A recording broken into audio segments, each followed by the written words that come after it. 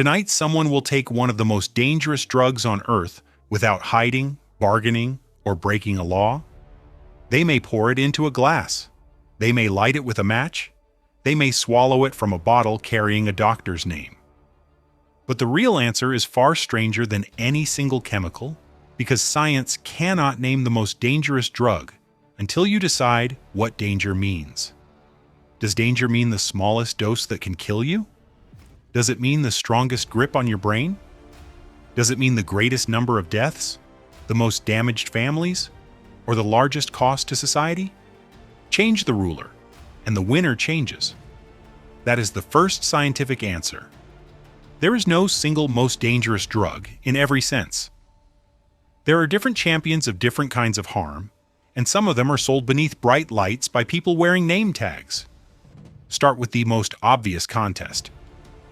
Which drug can kill you most easily in a single encounter? Here, illegally manufactured fentanyl sits near the top of the modern list. Fentanyl is a synthetic opioid, meaning it is made in a laboratory and activates the same pain-relieving receptors as morphine and heroin. Those receptors do more than soften pain. They also control breathing. When too many are activated, your brain can stop sending the quiet automatic command that keeps your lungs moving while you sleep. Breathing slows. Oxygen falls. Consciousness disappears. The danger is intensified by potency, a simple word meaning that a very small amount can produce a very large effect. The United States Centers for Disease Control and Prevention describes fentanyl as roughly 50 to 100 times more potent than morphine. But potency alone is not the whole threat. Illicit fentanyl can appear in powders or counterfeit pills without the person taking them knowing it is there, and uneven mixing can turn one dose into a radically different gamble from the next. How do you choose safely when the label is imaginary? In 2023, synthetic opioids, primarily illegally made fentanyl, were involved in roughly 7 out of 10 American overdose deaths. That makes fentanyl one answer to the question. If danger means immediate overdose risk in the current illegal drug supply, fentanyl is extraordinarily dangerous. Yet it still does not win every category. Fentanyl is also a medicine. In controlled doses with known purity, careful monitoring, and trained clinicians, it can relieve severe pain during surgery or advanced illness. The same molecule can be a medical tool in one room and a fatal surprise in another. So where does the danger live? Partly in the chemical, partly in the dose, partly in the setting, the supply, the person's tolerance, and whatever else enters the body at the same time. That last factor matters because many deaths involve more than one drug.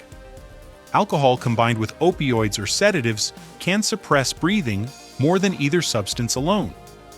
Stimulants mixed with opioids do not neatly cancel each other out. They can place different stresses on the same body while making the experience harder to read. The drug is not acting inside an empty laboratory flask. It is acting inside a living person in a real world. Now change the ruler. Instead of asking which drug is most likely to kill in one dose, ask which drug causes the most total death over time. The answer shifts toward tobacco. Nicotine creates the dependence, but burning tobacco delivers the larger machinery of destruction. Toxic chemicals, particles, and carcinogens inhaled repeatedly into delicate tissue. The damage often moves slowly enough to feel abstract. That slowness is part of its camouflage. The World Health Organization estimates that tobacco kills more than 7 million people each year, including people exposed to secondhand smoke. It raises the risk of heart disease, stroke, chronic lung disease, and more than 20 types or subtypes of cancer. A substance does not need to make you collapse tonight to be catastrophically dangerous. It can borrow tiny pieces of your future until the debt becomes visible decades later. Does a slow death count less because it arrives politely? By sheer global mortality, tobacco has one of the strongest claims to the title. But then another familiar drug walks into the experiment carrying a glass. Alcohol. Alcohol is so deeply woven into celebrations, grief, dates, dinners, sports, and holidays that its status as a drug can almost disappear. Yet ethanol changes brain function, impairs judgment and coordination, can produce dependence, and can poison the body at high doses. It also contributes to cancer, liver disease, cardiovascular problems, injuries, violence, and crashes. The World Health Organization attributed about 2.6 million deaths worldwide to alcohol in 2019. That total is below tobacco's annual toll. So why has alcohol repeatedly appeared at the top of scientific drug harm rankings? Because those rankings measure more than death. In 2010, neuropsychopharmacologist David Nutt, researcher Leslie King, and decision scientist Lawrence Phillips published a multicriteria analysis in The Lancet. Multicriteria simply means that the researchers did not judge each drug with a single ruler. They scored 20 drugs across 16 forms of harm. Some harms fell on the user: death, dependence, impaired thinking, injury, and loss of relationships. Others spread outward: crime, family damage, economic cost, and harm to communities. Heroin, crack cocaine, and methamphetamine ranked among the most harmful to the individual.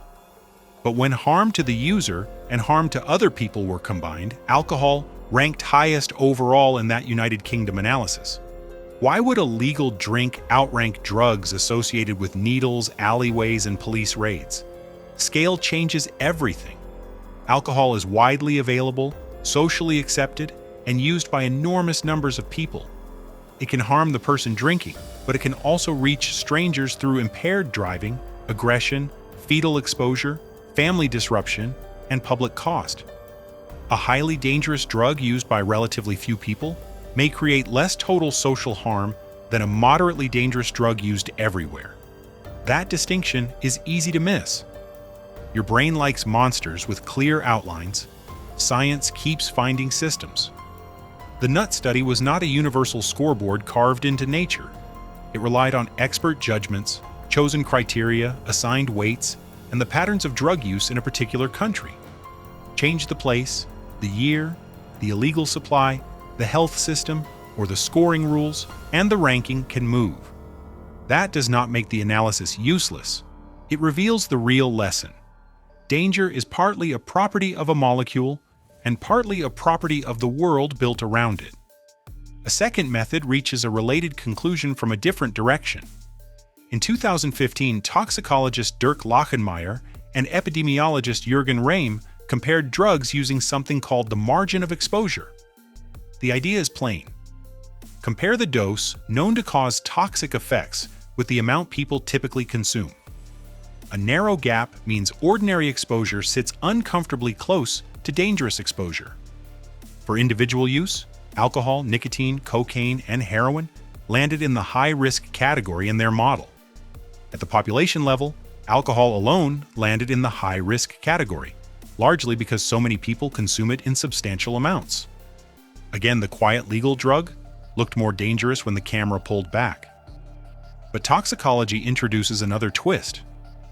The deadliest molecule is not automatically the drug causing the most deaths. Some synthetic opioids can be even more potent than fentanyl. Botulinum toxin is among the most poisonous substances known, yet it is not what people usually mean by a widely used recreational drug. A chemical can be terrifying in theory and rare in everyday life. Risk needs both hazard and exposure. A shark is hazardous. A staircase may be more likely to injure you. The question is not only what can kill, but what reaches people, how often, in what dose, and under what conditions. Addiction creates another possible contest. Which drug is hardest to stop? There is no perfect ranking here either, because dependence is shaped by speed of delivery, intensity of reward, withdrawal, genetics, mental health, stress, trauma, price, and availability. Nicotine can establish a powerful cycle through frequent dosing and rapid reinforcement. Opioids can combine craving with severe withdrawal and a dangerous loss of tolerance after abstinence. Alcohol withdrawal can become medically life-threatening in people with heavy dependence. The most dangerous drug for one person may be the one their brain has learned to treat as survival. That learning is not a moral failure.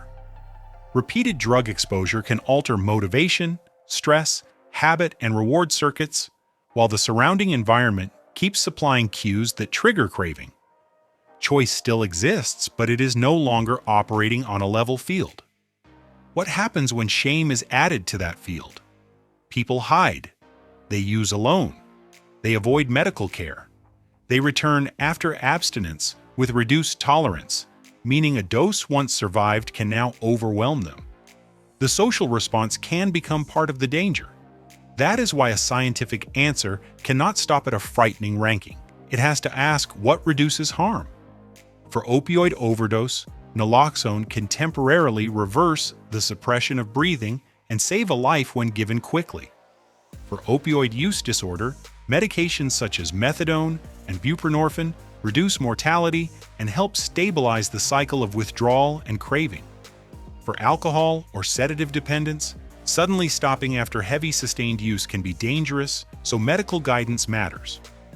For tobacco, evidence-based medications and counseling can make quitting more achievable. Treatment changes the ranking inside an individual life. Prevention changes it too.